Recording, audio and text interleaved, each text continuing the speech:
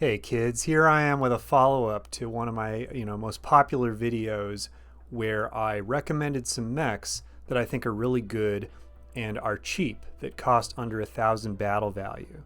So here I am, I'm going to do a second video in that series, 5 more great mechs under 1,000 battle value. Number 1 here is a mech that you have heard of, and you've heard me diss it.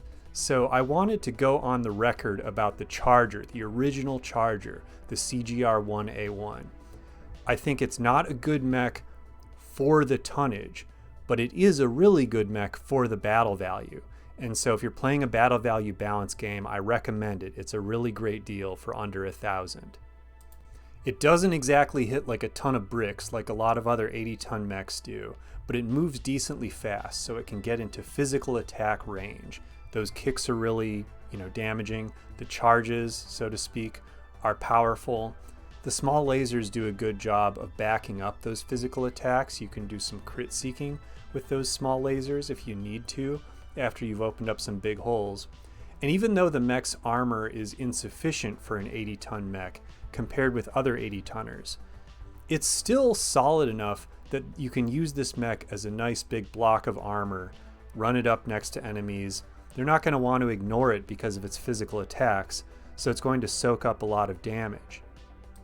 A nice thing about the Charger's armor is if you look at it, take a look at the amount that it allots to each location.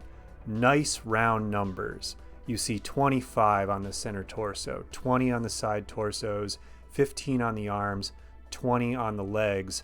Those are nice round numbers, so if you're getting hit by LRM clusters or medium lasers, that armor is not going to be going to waste. All those points of armor are going to be used to protect your locations from internal hits. So if you've got a spare 1,000 or so battle value sitting around and you need some meat, some just heavy armor to get in your opponent's face and soak up damage, definitely put in a Charger in your list.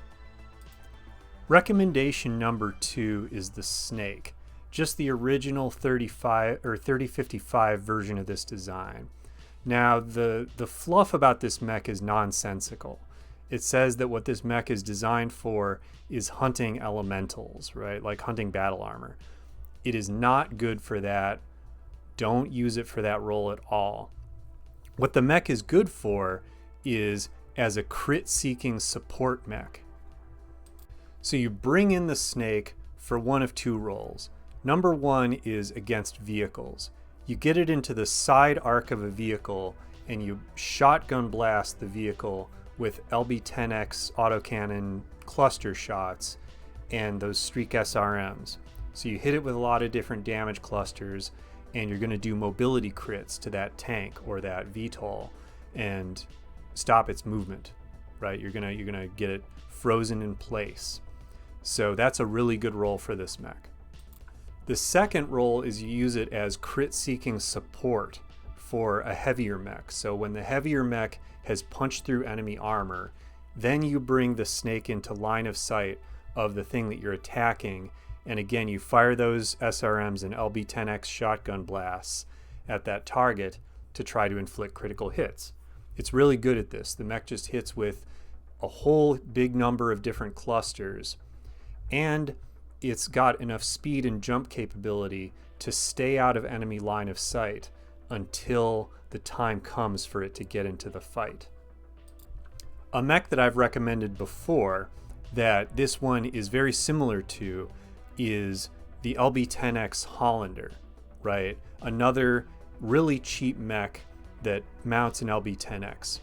Now the Hollander is in a way a little bit tougher than the Snake because the Snake has an XL engine, and the Snake has really crappy armor for its tonnage, but then the Hollander is lighter, so that actually kind of washes out. There's not that big of a difference in resilience, and the Snake has jump jets. The Snake is a little bit more expensive, so I would say for the battle value, those are about equally good mechs, and they fill a similar role. So just pick whichever one fits with the force you're trying to take. If you're taking a House Lao force, then bring that Snake. And if you're taking a House Davian force, then bring that Hollander. So these mechs are both pretty close to that 1,000 battle value cap that I've set for myself. Here's an example of a truly cheap mech that is really great. And many of you will already know about this mech, you know, from the fact that it's quite a popular mech. The Locust 1E, 2 medium lasers, 2 small lasers. It's kind of like a 20-ton version of a mongoose, right? That's quite a bit cheaper in battle value terms than a mongoose. So, you know, if you look at the legs, it's got 8 points maximum leg armor. In 3025, this mech functions really well because it can take a large laser hit to those legs. In later eras, the fact that it can't take a large pulse laser to the legs without going internal, that can be kind of a problem. But on the other hand, it can take a large pulse laser without straight up losing a leg.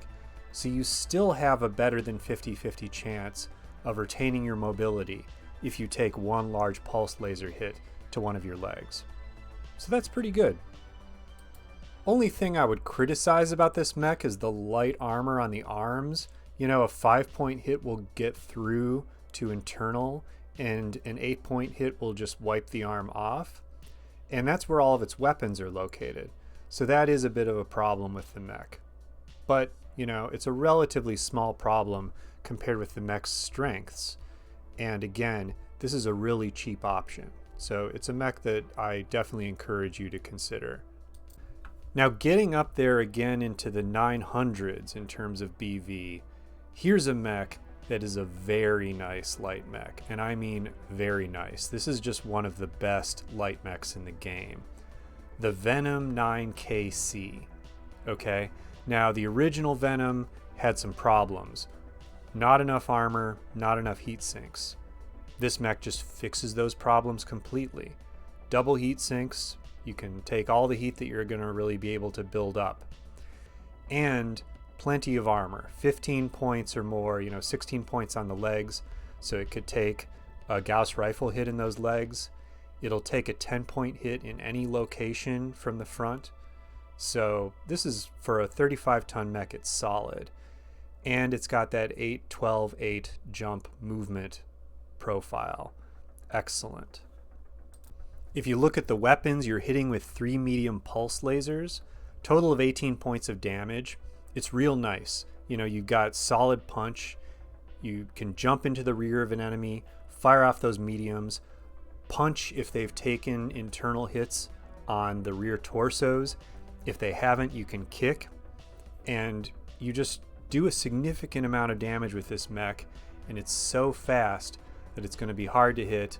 It's going to get wherever you need it to be to attack the rear of whatever target you want to attack.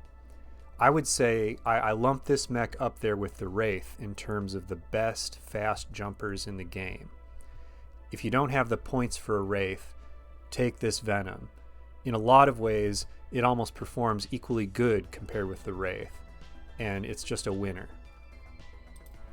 If you don't have the points for this 9KC Venom, by the way, the 9A Venom also has many strengths.